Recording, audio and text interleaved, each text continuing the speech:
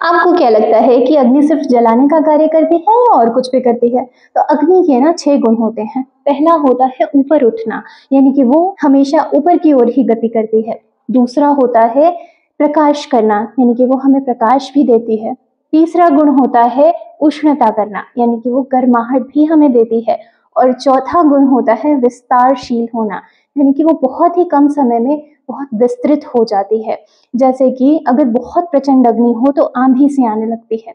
और फिर पांचवा गुण होता है सर्वग्राही होना, यानी कि वो हर चीज को अपने में समा लेती है, अर्थात भस्म कर देती है। छठा और आखिरी गुण होता है शक्ति समावेश कर लेना, यानी कि वो किसी भी वस्तु की शक्ति को अपने में समावेश करके बढ़ा देती है।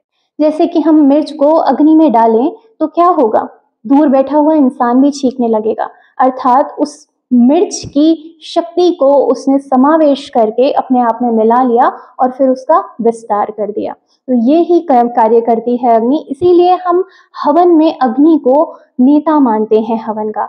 और वो भी इसलिए क्योंकि हम जो भी चीज अग्नि में डालते हैं, यानी कि हम घी चढ़ाते हैं या सामग्री चढ़ाते हैं जो औषधियों से बनी होती है, वो क्या करती है, हमारे पूरे वातावरण को शुद्ध कर देती है।